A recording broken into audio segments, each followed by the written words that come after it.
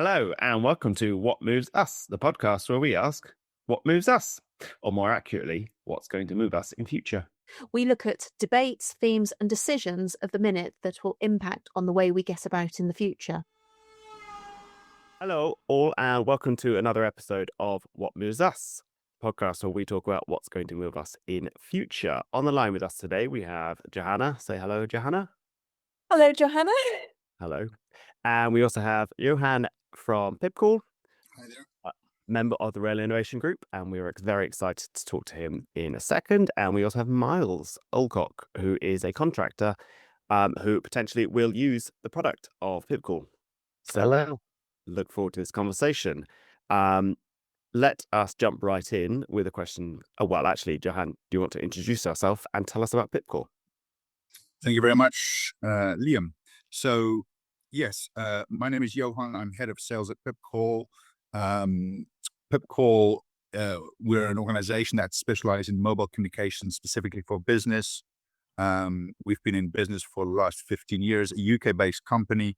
And what we're focusing on at the moment is providing a call recording solution to the rail industry to assist with the new regulatory requirements that are coming in March next year. Great, thanks. And could we just dwell on the regulatory requirements? Let's probably set the scene for what the product does. Yeah, no problem.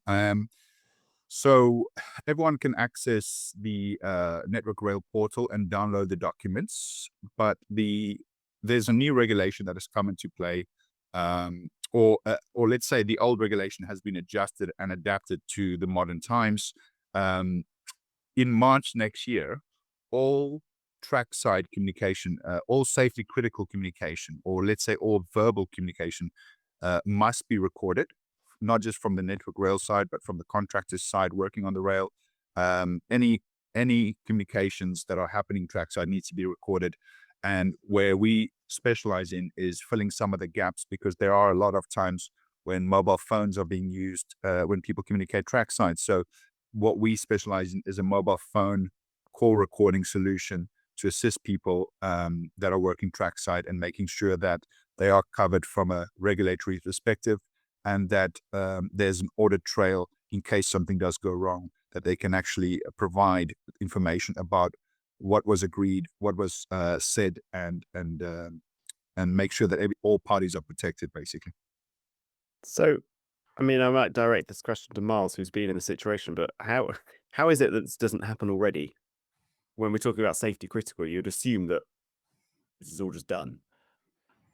So safety critical has been around, for a long time, and the communications recordings of signalers and the electronic control rooms, that's always been recorded, because obviously if there's any train events or any accidents, incidents, then obviously it needs to be recorded what's going on. So that has been around. What the rail industry is now doing is actually expanding this to safety critical functions, i.e. ES functions, machine controllers, and costs is, on the railway. So I've been on the industry in the industry about 10 years. And this year was the first time I had an actual incident. So it made me actually sit back and take stock and find out, where had gone wrong, if was it my fault? And one of the things was when I looked at, call recording, was my initial concern was being monitored. Obviously the individuals' mindsets, that they don't want to be recorded. But having experienced a recent incident, I now realize that call recording is a great aid. And then, like I say, I've sat down and just looked at call recording, and I just jotted a couple of points down. So obviously, the key things for me are protection for all parties. Call recording provides an accurate reflection of events, protecting both individuals and organizations. It promotes clear communications, ABC principle, which ensures conversations are accurate, brief, and clear. Reduces miscommunications, encourages individuals to share information correctly in the right format. It also supports two-way understanding. Any misunderstanding can be clarified on the call recording immediately by requesting a repeat or a correction of the actual instructions. It also overcomes reluctance to self-record, because obviously there is different options with Pipcall where you could have, apart from having the app of call recording, you could also have a Pipcall eSIM, which is then removing the use of somebody's personal mobile phone, because most of the people in the rail industry use their own mobile. So, but they are reluctant to have recording on their own mobile. And that's about it really from me. And like I say, I've experienced it firsthand with an incident, and I am quite quite positive of the industry bringing in call recording now going forward. I think sort of like that insight from your own personal experience is really interesting, because didn't realize that so many people use their own phone, because I presumed if you're out on the track you would have a company phone as part of personal issue or whatever. So how does Johan, how does Pipcall help with sort of like overcome some of those behavior and nervousness about having recording on your phone? Good question. I think when you look at call recording solutions,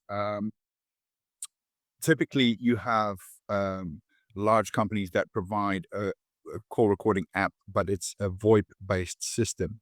When you're working trackside or in remote areas, VoIP is not the best way forward when it comes to clarity of the calls. What makes Pipcall quite unique is our calls are not over the internet. Our calls are actually over the back of the cellular network. So it's all mobile network calls rather than VoIP. Secondly, when you download the app or you get the eSIM from us, it's like having a phone in a phone. That's what PIP stands for. It's a phone within your phone. So it creates separation in the sense that when you're calling from the app, you're not presenting your personal mobile number to somebody. When you call through the app, you're presenting a second number, which can be a landline or mobile, your choice. The second thing is it doesn't record calls from your native dialer that you do when you're calling friends, family, or things. When you're calling through the app or you're calling through the SIM, only those calls are recorded. So it creates a nice separation for somebody that does use their personal phone. It also has a lot of other features that some of the other solutions don't have. For example, call monitoring. One of the things that's going to need to happen is calls are going to need to be listened to. People are going to need to be trained, and their calls are going to need to be monitored. And our solution does allow for that. The third thing is that the way that calls are stored needs to be GDPR compliant. So with Pipcall, our calls are stored centrally in the cloud. It's stored within Amazon S3 storage, so it's also admin controlled in terms of access, and the calls can be time stamped. So you're able to search, retrieve, and access calls, and monitor and even analyze those calls and use them in the future. So there are some call recording solutions that Apple have or Samsung themselves, but those calls are stored on the device locally, which is also not ideal for a solution like this. So it just so happens that the way that we've designed a solution is actually quite a perfect fit for the rail industry in terms of what it requires and how it creates the separation. So you can have this app on your personal phone or your work phone. And I mean, I think sort of like you mentioned about GDPR compliance, and I guess with cyber attacks and things that have been in the news in the last few months with some quite high profile companies, I guess that layer of security is really important in the rail industry. Yeah, it is. And then that's why we chose Amazon S3 storage as the solution or the way to store our information centrally in the cloud. It's one of the most trusted cloud storage data centers that you could use. So yes, we definitely wanted to make sure that it is done in such a way that it complies with all the regulations and also provides a level of confidence in terms of security. Just a question. So I was speaking today from Birmingham. Half the journey here, I couldn't do anything because I couldn't get connectivity. How do you cope with no zones along the track? Well, there are two things. So typically, again, the reason why you didn't get connection is because you were relying on the internet there, whereas our calls rely on cellular calling. But we do have, for people that work in very remote areas where you might have an EE SIM and you work in an area where EE is not that great, or you might have an O2 SIM and you're working in an area where O2 is not that great. So for people that really want to make sure that they have B-based coverage, we also have multi-network SIMs that connect to whichever network is the strongest. So it is something that we've put together to be able to assist with that. Because again, um, if you have a SIM that's specific to a network, there are some areas where the coverage is not that great. So we can overcome that by providing multi-network SIM. And just to add to that, Johan, you've also got trackside fixed line telephones in certain locations as well. So there's always normally a backup, and they are recorded anyway because that's part of the national network rail um, communication system. So there is that as well. Yeah, and I think when it comes to, for example, contractors like Miles, I've been speaking to the Rail Industry Contractors Association, and I think one of the things about Pipcall, because we're not as big as some of the very large players within the call recording space, we have a team of developers and we're able to be flexible and adapt to the requirements of companies. I was speaking to the chairman of Gericke, and he was talking to me about some of the challenges, because if you think about a contractor, if you're a tier 1 supplier or a tier 2 supplier and you have some contractors that work with you, those contractors aren't going to be working with you permanently. They're going to maybe work 2 days a week, and then somebody else will work 2 days, the other 2 days. So what we've done is we've created something called a floating license. So that person can actually get a license from us. That organization can get a license from us, issue it to the contractor coming in, and then when that contractor finishes after 2 days, they can reissue that same license to somebody else rather than having to buy licenses for everybody. And that's just some of the ways that we, as a company, try to really listen to the requirements, the needs, and not just use a one-size-fits-all approach. It's something that we really. I challenge any organization to come to us with a challenge that they might not be able to solve elsewhere, and you'll find that with us, that's what we get excited about, is working together with you as a partner and try and create a custom solution so that it actually fits the purpose that it's required for. So you almost preempted what I was going to ask you a bit there, because I was going to get into sort of like, how long have you been working with rail, and what have you done to sort of like tailor your product to what rail needs are, and sort of like how have you adapted over that period? So we haven't even been in rail that long. Probably you're looking at about 6 to 7 months. The first experience I had was going to Rail Live. I don't know, you probably all know about the Rail Live exhibition, which was fantastic, and we got to meet all the different players there. We've connected with the RSSB. We've connected with the Rail Innovation Group, which is this lovely podcast right here. We've connected with the Rail Industry Association, as well as the Rail Industry Contractors Group. So within that short space of time, we've connected with a lot of the let's say stakeholders and the players within the arena, and we've done pretty much a crash course in trying to understand the industry and the needs. I've downloaded all the documents around this requirement. I've spoken to the gentleman that wrote the requirement.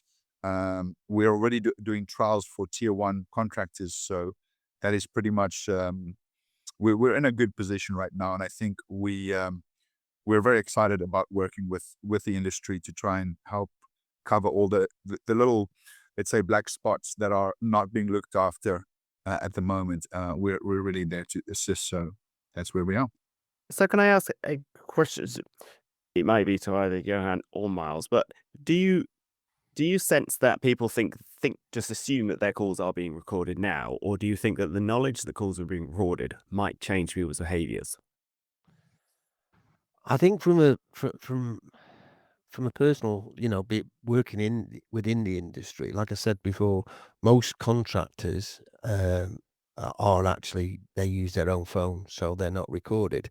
But this obviously legislation is coming in March, and again, you're going to have. It's a case of, and I spoke to Johan about this. It's about the mindset of individuals. People do not like the idea of recording, but it's an industry standard that's coming in, so there is options available. But again, it does reflect what goes on, and I think it's probably one of the best things that they've actually brought in the last few years. Actually, well, when it comes in next year. But I guess that's from my non-expert point of view on this aspect, you would assume that part of the messaging to frontline users would be that it protects them because they've got proof of what they said as part of the safety case. It's both ways. It protects them, and it also protects, communication's a two-way process. So you're receiving information and you're transmitting information. So at the end of the day, you've got to make sure that the right information is transmitted, to you and vice versa. So it is key that it's clear and concise. So Sorry, let's carry on. no, go on. Yeah, okay. I was just going to say the one thing that I've noticed by engaging with the industry is it's surprising how many organizations are not aware of these changes, in terms of the new regulations that come into play. And we're busy speaking to Network Rail to see if we can assist as well with spreading that message and getting people educated. We're doing massive PR campaigns. We're engaging with basically all the stakeholders. We're engaging with the trade unions. We're engaging with everybody to try and get the message out there, because if you think about it, March is just around the corner. And if you want to, you're not just going to go and pick the first solution that you see. You want to go through a process. We do offer free trials for anyone that is interested. But really, it is true what you said in terms of do organizations know whether they are being recorded or not? There are a lot of areas where recording does happen, but there are certain areas which, when I speak to an organization and they say, oh yeah, no, we've got recording in place, you might have, but there are instances that you're not recorded, and especially when it comes to mobile phones.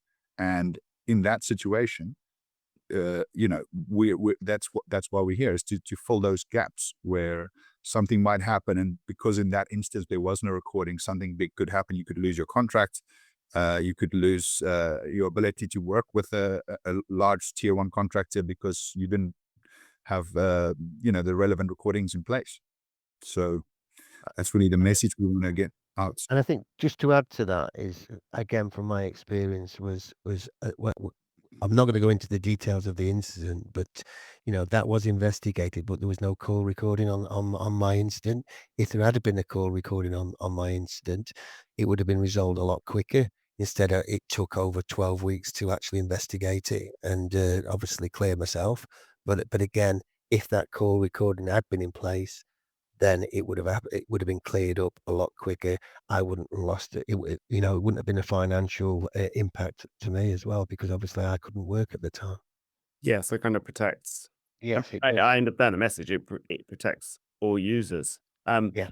I just wanted to bring us on slightly to talk about the company, because you mentioned about the fact that it's a legislation that's going to come in March, and then I think many of our listeners will raise an eyebrow by the fact that it would have to be procured by March, which can be difficult for some large national organizations to procure things that quickly.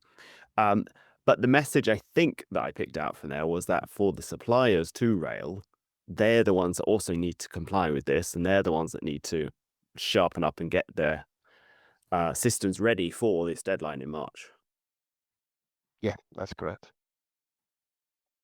Yeah, I mean, you've got Network Rail side, and then you've got your contractor side. And within the contractor space, you've got your tier 1s, you've got your tier 2s, you've got your specialist contractors.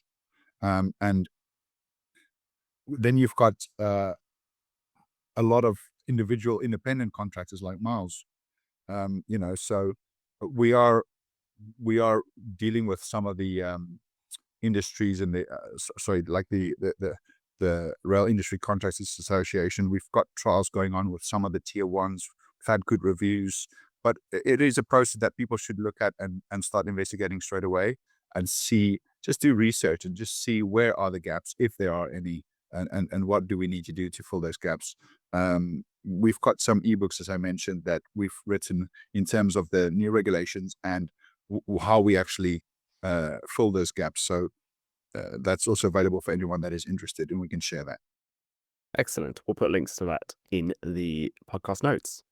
I've just been thinking about this while you've been talking about rail, but as a general thing for the company, we often ask, as sort of one of our later questions is about culture within the company. But I'm going to use that to culture and sort of how you've come up with solution development as a small company. But a small company, are you just looking at rail, or do you see applications to this across?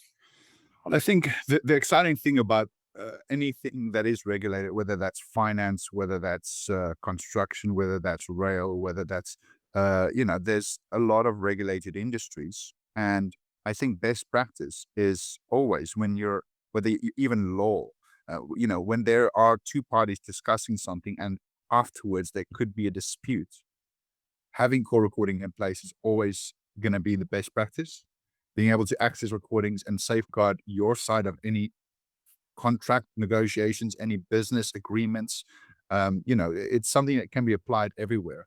Of course, within finance, you've got to have MiFID II compliance. So there's certain other elements you have to be able to provide a solution that is right for the industry. But yeah, I think call recording in general is something that can be applied to most industries. And we don't just specialize in call recording. Pipcall, we specialize in mobile communications for business. If you think about the mobile phone, not so much all the apps, all these additional features, but the actual calling experience has never improved since the beginning. If you look at your mobile, when somebody calls you, it's not really appropriate for business. You can't transfer that mobile call to somebody else in your business. Right. If you're busy, most of the time you can't have something that captures the voicemail and sends you a transcribed email or a voice note so that you can read that in your own time. There's a lot of features that we provide to a mobile phone that makes it appropriate for business. And that's really what we're trying to do at Pipcall is revolutionize is a big word, but we're trying to modernize the way that business communications are done over the mobile phone, because a mobile phone, everyone has it, everyone takes it everywhere. It's the one thing everyone carries with them. And so what we're trying to do is create the calling experience that is suitable for business rather than it just being the same as a standard average call. I mean, I'm fascinated myself, yes, because at the end of this Zoom call, Zoom will send me an AI summary of the call. But if we'd spoken on a mobile phone, that would just be it. There's nothing. Unless you have Pipcall's call recording solution to do the same. And I think Liam, I think just one key thing is obviously you've got, if it was an emergency call, they're already recorded on any emergency calls. If it was a signaller on the railway or the ECO, they're already recorded. This is now just filling the rest of the gap of the actual contractors of the actual network rail users. So it's just making sure that everything's recorded then end to end. So it's just evolution of the mobile, Yeah. basically. And it seems an obvious gap and an obvious solution. So Yeah. wish you all the luck. You'll have to come back in March and tell us about how many users have subscribed and whether everyone is compliant. And then keep a black book of the people who aren't compliant so you can target them. No, that would be great if we can do that, to be honest. Cool. Well, thank you very much for your time today. We will look forward to hearing from you soon. And yes, in the show notes will be links to the documents referenced. But for today, thank you, Miles, Johan, and Johannah. We'll speak to you soon. Thanks for listening to another episode of What Moves Us. We hope we moved you. For more episodes, you'll definitely want to subscribe to our channel. Until next time.